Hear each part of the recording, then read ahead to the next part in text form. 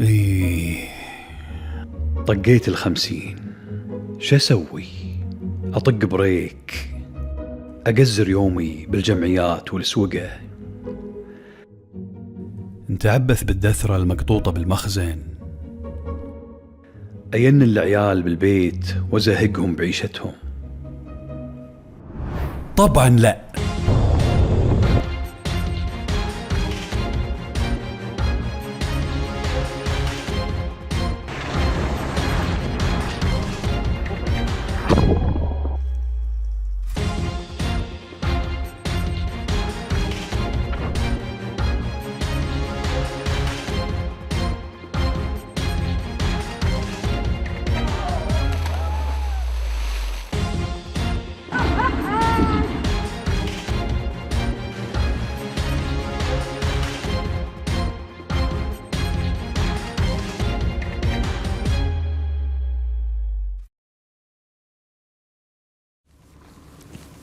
مضيق الدردنيل، الغوصة الثالثة إن شاء الله، واللي فيها الله سبحانه وتعالى إن شاء الله بيعوضني عن الدقرتين، دقرة بورتو باليرمو في ألبانيا بالبحر الآيوني والأسمكة مفجرين السمك كله، ودقرة مرمريس قبل كم يوم. لكن أنا شلون وصلت هني؟ تعالوا نشوف السالفة من البداية. رايح أغوص مع صديق تركي محترف، مع مجدد. الوعد الساعة 6:30 على المسنة، بعد 4 دقائق. الدنيا الحين ظلمة. الغوصة هالمرة بتكون في مضيق الدردنيل، اللي أسمع عنه بس وأقرأ عنه بالجغرافيا.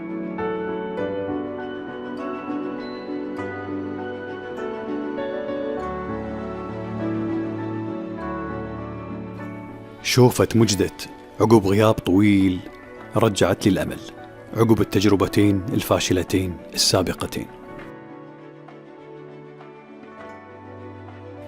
وانطلقنا على طول إلى موقع الصيد.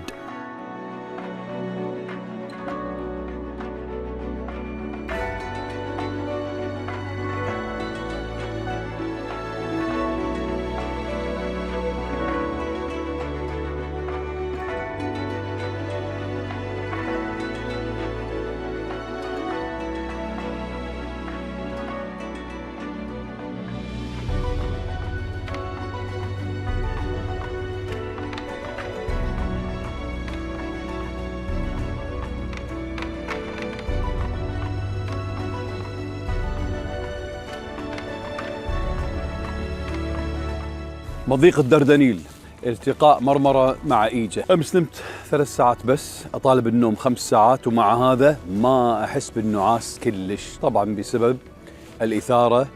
وأنا تدرون هني أنا شنو أسوي بالدنيا، شنو أسوي بحياتي؟ البحث عن المثيرات. زين والله الحمد لله، توقعت أبرد من كذي، بس داخل بالبحر المفتوح توقع راح يكون أبرد.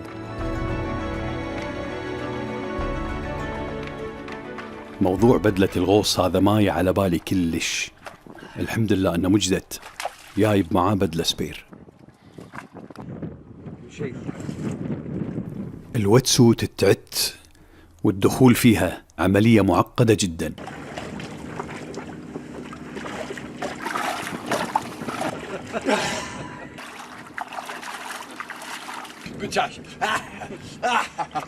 متعش شعر صدري كله. ايوه، هذه اسمها ويتسوت حق، لان الماي يتخللها يدش داخلها، بالتالي الماي البارد ياخذ حراره الجسم، فتصير حراره الماي اللي داخل هي نفسها حراره جسمي انا. لما ندش الماي بعدين اطب اغوص اوريدي في ماي داخل تحت البدله، فالماي البارد الجديد ما راح يدخل داخل، انتهى الموضوع، فيظل الجسم دافي نسبيا. واللي سويتش سيارة ضاع كلش مو وقته.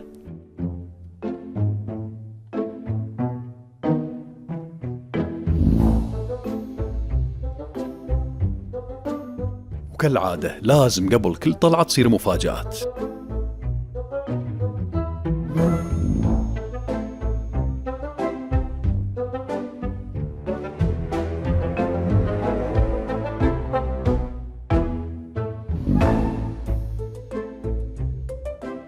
شوف جنطتك ماكو شيء.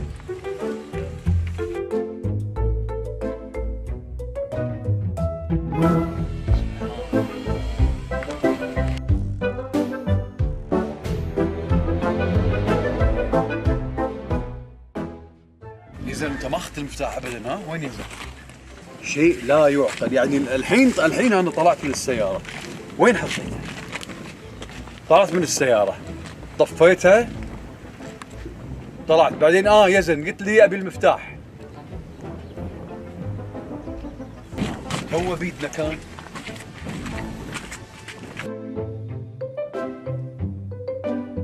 What are you searching, man? For the key. The key of what? Mercedes. I have it. You give it to me. Allah. Why I gave it to you? Because I told you you will go to the boat and we don't have the key to drive. الله اكبر. الحمد لله. هو ما يدري شنو تدور، هو قاعد تصور بس. لا والله ما يدري.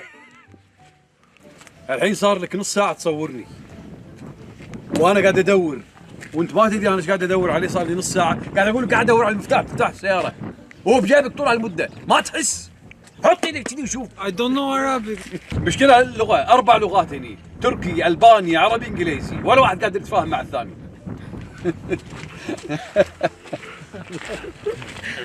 الحمد لله. يلا مشينا. الحماس اللي كان بتملكني كان أكثر من حماسي في الغوصتين السابقتين، وحسيت أن الغوصة هذه بتكون مميزة جدا.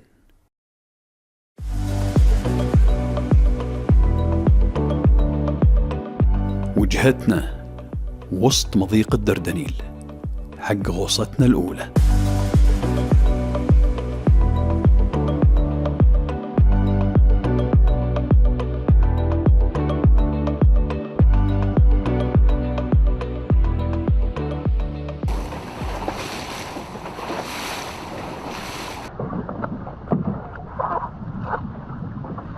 أول تجربة لي هذه.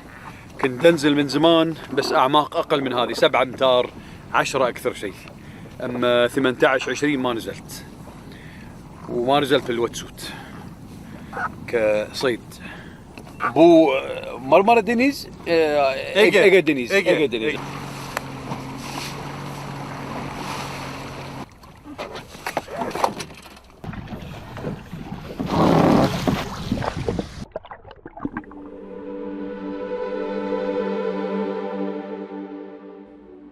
وخلال ثواني صرت في عالم آخر من الهدوء والجمال والسكينة.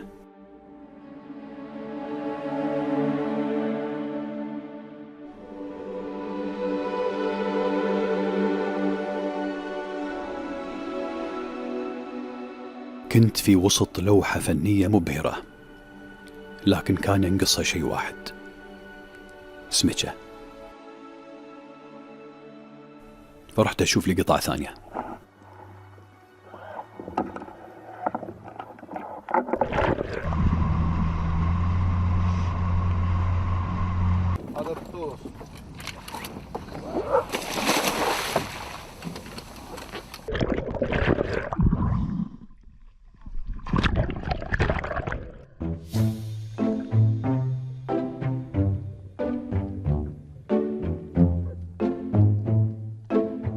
شفت زرف يشبه المجوة مالنا، لكن تثت.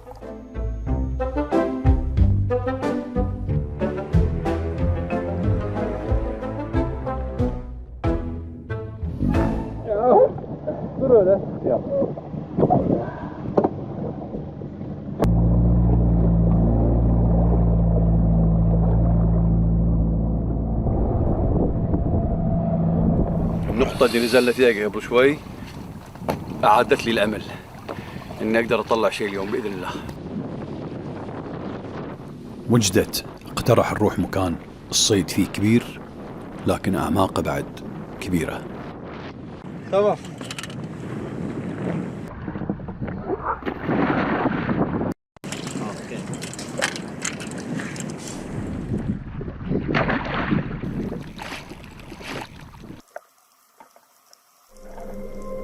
نزلت وهدفي هالمرة أطلع بصيد ثمين.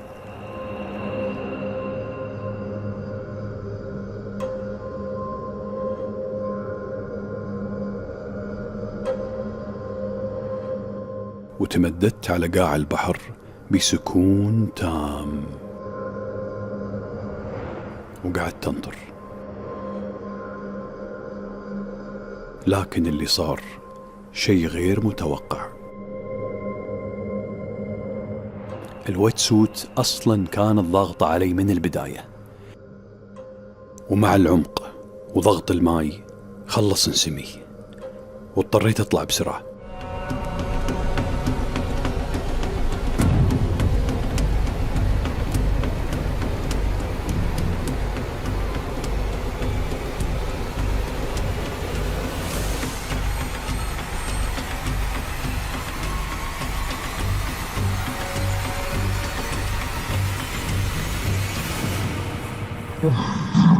وقف وقف.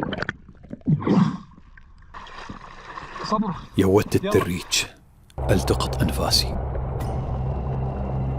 لكن من الإجهاد إيدي فلتت، وكان بيني وبين البروانة شعرة. لكن الله ستر، الحمد لله.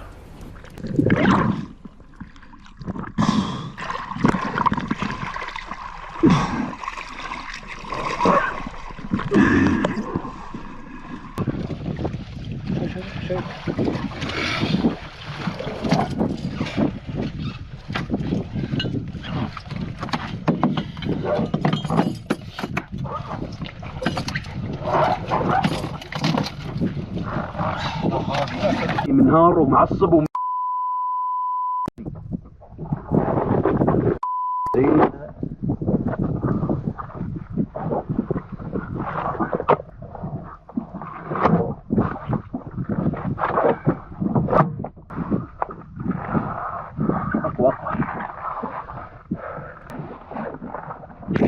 الأول هذول أول إيدي امسك ثانية.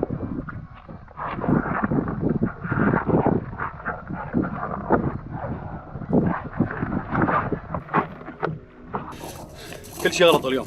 الواحد يعيد الشيء مرة ومرتين وثلاث وما ينجح فيه ويصمم عليه ويفشل روحه، مثل ما صار الحين. 3 مرات يروح السلاح مني، الماسك طاح، المدري شنو ضاع. واحد يحس انه عاجز، شعور سيء. ما راح اسوي اي نشاط يعرضني بالطريقه هذه، يفشلني ويظهرني بمظهر العاجز الفاشل اللي مو قادر يسوي ولا شيء ولا من اي فائده بالدنيا. بس خلاص ما في كلام.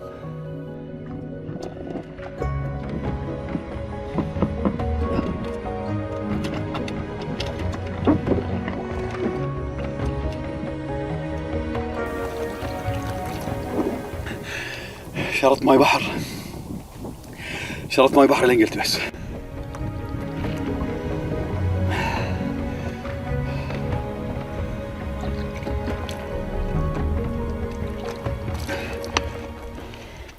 وماكو شيء يطفي النار أحسن من الماي.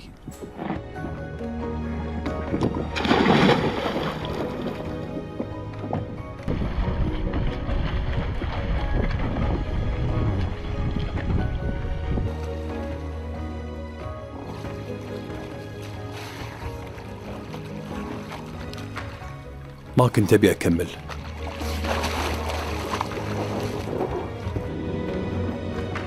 مجدت ما حب يشوفني على هالحال، فقال لي خالد امش خل نغوص غوصة أخيرة. أكو قطعة ضحلة وهادية على دربنا.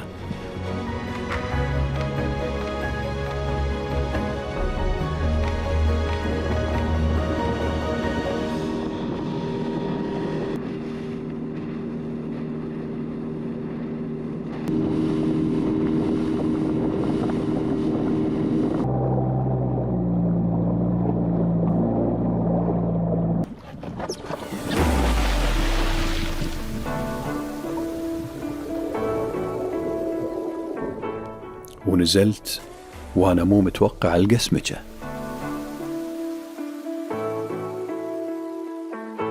أوف، هذا كنا زرف المجول اللي مساع. انتو ماكو فكة منكم، هالمرة ماني مخليكم.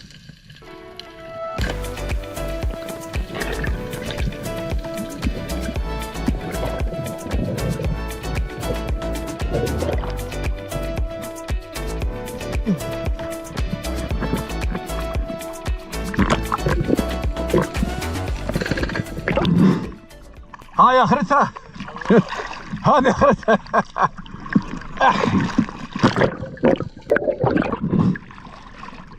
عقب صبر وعناء طويل يعني الحمد لله نعمة.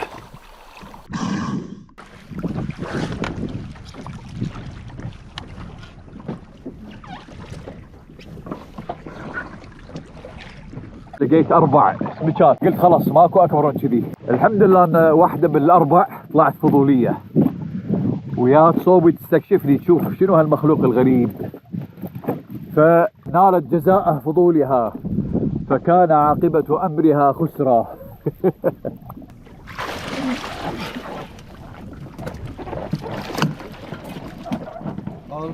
مجدت بعد ما كان صايد، فاتجهنا إلى أعماق وأقواع يعرفها زين.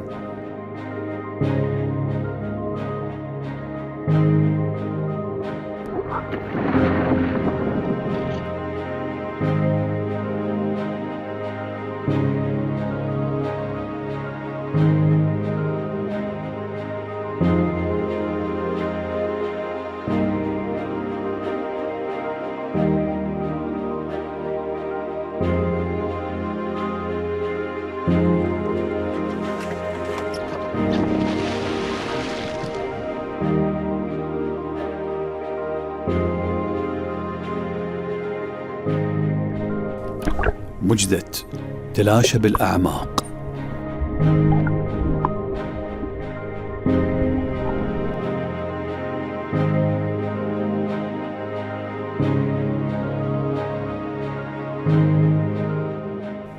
وبديت حاتي.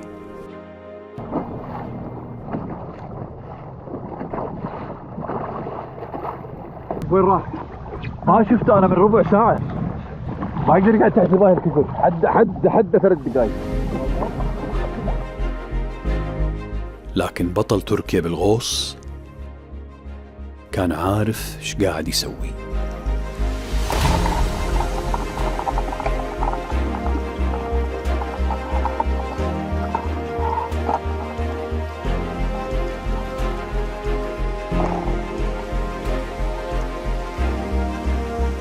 الحين وينه؟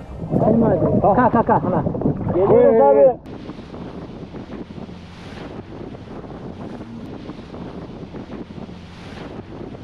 ما شاء الله صايد.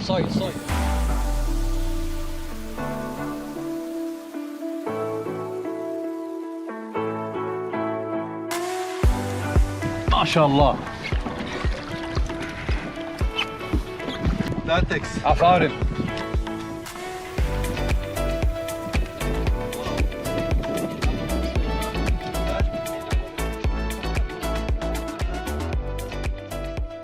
الحمد لله مر اليوم على خير وسلام، وتونا الحين نكتشف ان احنا ميتين من الجوع.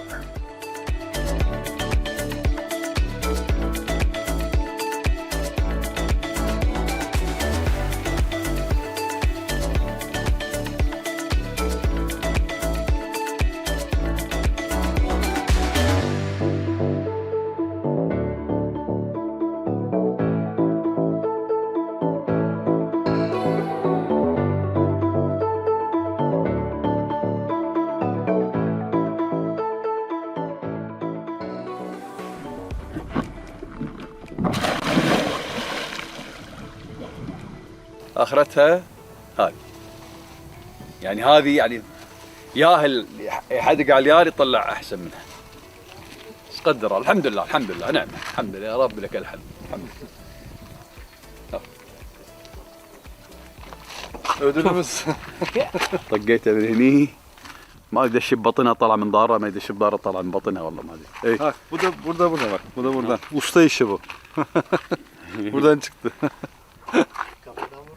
Usta işi.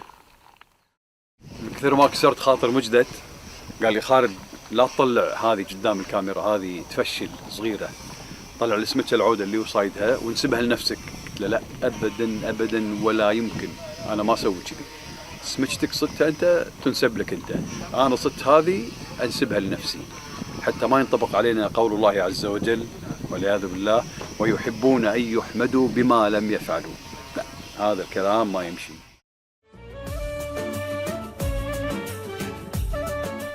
وإذا كان اليوع كافر فالنوم سلطان.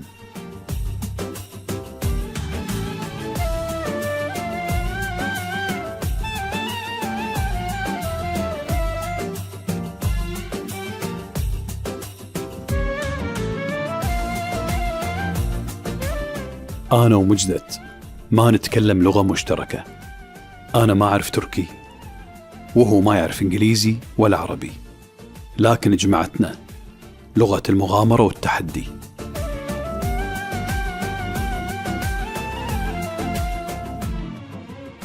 المطعم الوحيد اللي بالقرية مالهم قريتهم هذا، انت ما لحد تعرف اسمها، وعزمني.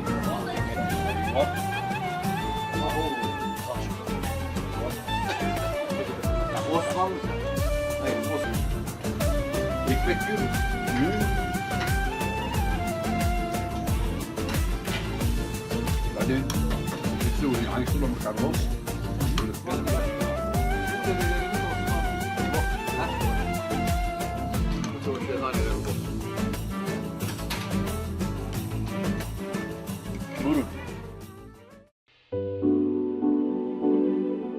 تجربتي اليوم كانت قاسية وايد، وكانت راح تكلفني الكثير. الغوص والصيد في أعماق وتيارات مثل هذه يتطلب ترتيبات خاصة، أنا ما كنت مستعد لها، وهذا الدرس بيخليني أعطي الأمور حقها من الحيطة والحذر مستقبلاً.